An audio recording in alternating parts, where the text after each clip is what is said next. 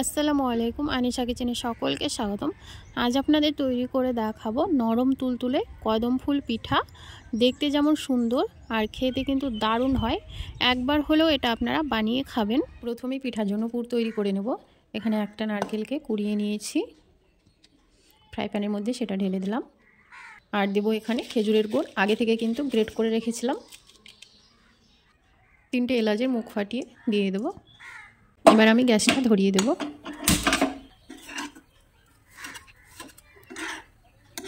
খেজুরের গুড় দিয়ে পিঠার পুরটা তৈরি করলে কিন্তু খেতে দারুণ লাগে।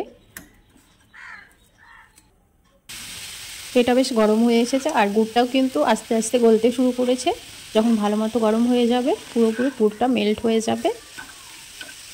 নারকেলের সাথে গুড়টাকে ভালো করে মিশিয়ে নিয়েছি। পুরোপুরি গুড়টা গলে গিয়েছে আর এখন জাল করে এটাকে ভালো করে নাড়াচাড়া করে শুকিয়ে নিতে হবে। এটা হয়ে গিয়েছে, এখন গ্যাস অফ করে ঠান্ডা করে নেব। আর বাকিটা কিন্তু ঠান্ডা হয়ে যাওয়ার পরে শক্ত হয়ে যাবে। ডো তৈরির জন্য প্রথমে পানিটা গরম করে নেব আর এই কাপ মেপে 2 কাপ পানি দিয়ে দেব। ঢাকনা দিয়ে ঢেকে দেবো, তাহলে খুব তাড়াতাড়ি পানিটা গরম হয়ে যাবে। একটু লবণ দিয়ে দেবো আর পানিটা কিন্তু ভালো করে একটু গরম করে নেব। ভালো মতো পানি গরম হয়ে গিয়েছে। পানির মধ্যে দিয়ে দেবো চালের আটা। 2 কাপের একটু কম এখানে চালের আটা নিয়েছি। এবার ভালো করে একটু মিশিয়ে নেব।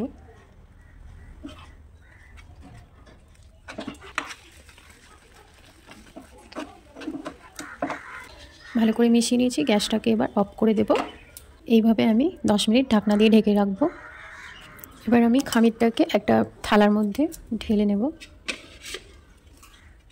আর এটা একটু ঠান্ডা করে নেব।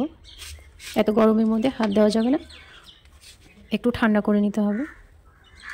হাতে তেল মাখিয়ে নিয়েছি, এখন এটাকে হাত দিয়ে ভালো করে মথে নেব। আর এটা একটু হালকা গরম থাকা অবস্থাতেই কিন্তু মথে নিতে হবে। ভালো করে কিন্তু আটাটা মথে নিয়েছি, একেবারে এইরকম স্মুথ করে কিন্তু মথে নিতে হবে। আগে থেকে আমি বিরিয়ানির চাল ভিজিয়ে রেখেছিলাম, ভিজিয়ে তারপরে কিন্তু এর পানি ঝরিয়ে প্লেটের মধ্যে ছড়িয়ে নিয়েছি। এবার আমি পিঠেগুলো তৈরি করে নেব আর একই মাপ করে এই লেচি কেটে নেব।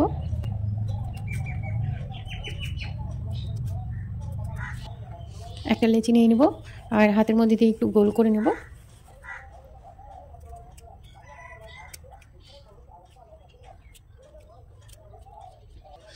আগে থেকে তৈরি করা পুর দিয়ে দেব। এবার মুখটাকে ভালো করে কিন্তু বন্ধ করে দেব।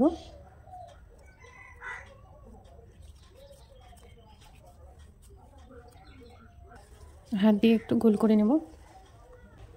এবার আমি চালের মধ্যে এভাবে করে একটু গড়িয়ে নেব আর হাত দিয়ে একটু চেপে চেপে দেবো, যাতে পিঠেটার মধ্যে চালটা ভালোভাবে গেঁথে যায়।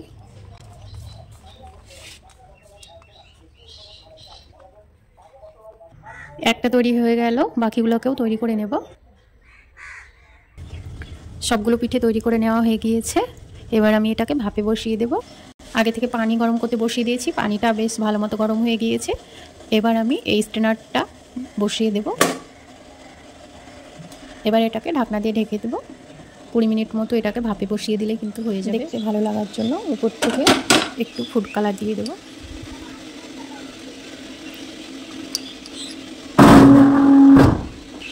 আমি এখানে বিরিয়ানির ফুড কালার নিয়েছি, এটাই দিয়ে দিলাম। চাইলে আপনারা অরেঞ্জ ফুড কালারটা নিয়ে দিতে পারেন। ঢাকনা দিয়ে ঢেকে আরও 5 মিনিটের মতো হতে দেবো। পিঠে হয়ে গিয়েছে, এখন একটা প্লেটের মধ্যে সাজিয়ে নেব। পিঠেগুলো খেতে যা সুন্দর হয়, দেখতে কিন্তু তার থেকে আরও বেশি সুন্দর লাগে।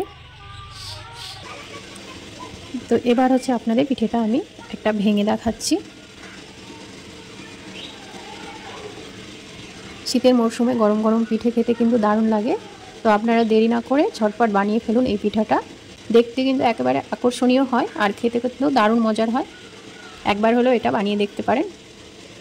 পিঠার এই রেসিপিটা ভালো লাগলে একটি লাইক করবেন, পাশে থাকা বেল বাটনটি অবশ্যই ক্লিক করবেন। যখনই আমি ভিডিও আপলোড করব সেইমাত্র আপনাদের কাছে নোটিফিকেশান পৌঁছে যাবে।